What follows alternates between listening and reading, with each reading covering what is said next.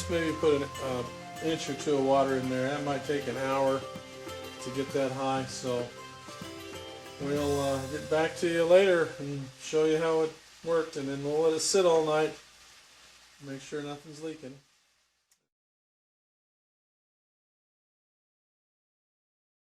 Now this isn't good. It looks like we have two leaks here. There's one on this side, you can see by the wet wood there, and there's one on this side. Now this one here, I've pulled it up and I can see where it is. There's a, let's see, right here. If you can see it, there's a little tear. That's not really that hard to fix. And then over here, I don't know yet, but it's obviously something here. But I'll have to figure out what it is. Anyway, looks like it did spring a couple leaks somewhere. Looks like it did. So, we'll have to deal with that.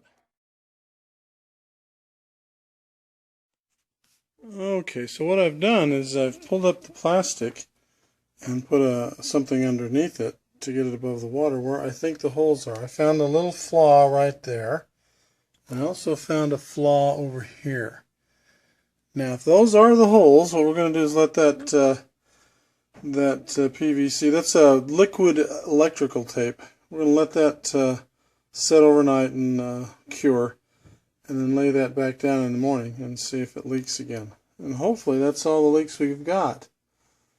But like I say, this is 10 years old, so there may be more leaks. But you know, one thing I was thinking about is getting black visqueen, because I think even in the store when you know the lumber store, when you get black visqueen, I think because it's black it might be UV resistant, maybe.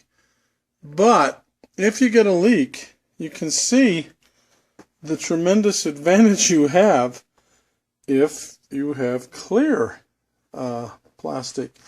You can see where the leak is right through it. So I think maybe I'll nix that and just keep using greenhouse plastic, because it's not too expensive, and if you have a leak, you can find it.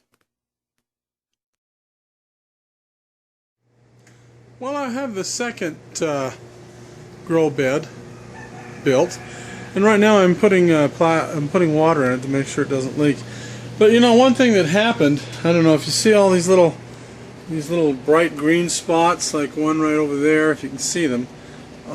Those are all leaks that I found. You can see there's a bunch of them right down there, and I had to patch them up. And I guess sitting there for even 10 years, I suppose it got snagged on something. Seemed like I had a real big leak in this one, and actually this one looked like it actually had been snagged by something. So I fixed this leak, and I think that's all. Well, there was another one over here too. You can see a little spot there that I had to fix.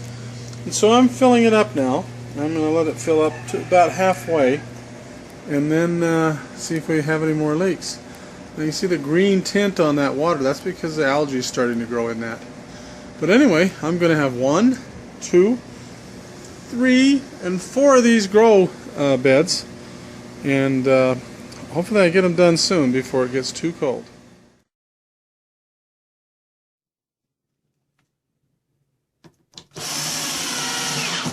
Okay.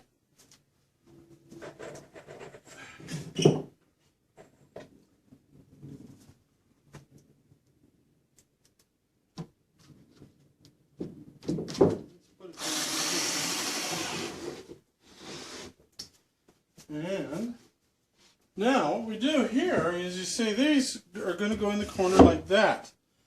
And what they're going to be used for is this will support the corners. And this is why it really wasn't so important that these corners don't actually hit very accurately. But let's do this. And again, these are going to be screwed in from the outside. So what I'm going to do now is put the rest of these corners in. But you get the idea. And basically that's a grow bed. That's a grow box. And it's just made out of old scrap lumber. And if you don't have old scrap lumber, well, you can buy new stuff, and it's not $100 for a grow box, and it would be otherwise. So anyway, that's basically how you make a grow box. Now I'm going to show you this other one here, this other grow box that's finished, and I've got some of my hardware in there. But you can see again on the inside, see there's that board over there, and that's what the corners are screwed into, and that's what gives it the strength corner. This one, the same thing, and all four sides. And you can see the bottom. Bottom is screwed to that one, just like the one we just made. And then the final finishing touch is to put this little board on the outside.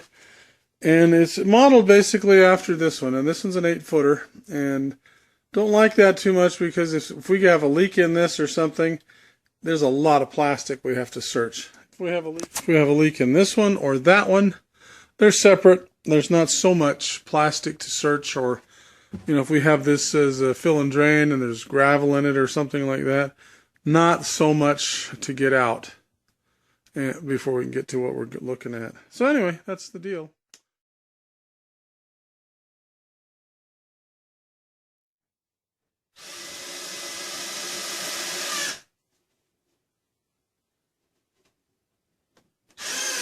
Now, as you can see, what we have here is a nice little box, and these looks like I've got a gap right there, but I'll fill that in later. And what you do, see, this box is now pretty strong, and I'm going to put another board up here. Like you see, that one has a board on there. I'm going to put that one up here for good measure. But what you got is a box that you can put some plastic in, a plastic liner, and fill it up, and then put a way to drain it. And so you got a grow bed. So let's put that one in place. That's kind of where it's going to go. Right there. And the next one is going to go right here. Now, as you can see, I've got two big grow beds, 1, 2, and then I've got a smaller one and another smaller one, and here's another smaller one. That's a 4-footer. These two here are 3-footers. And I'm going to put one more 3-footer here. And then I'll have this whole side with grow beds, and then we'll work on the rest of the greenhouse. But looking good so far.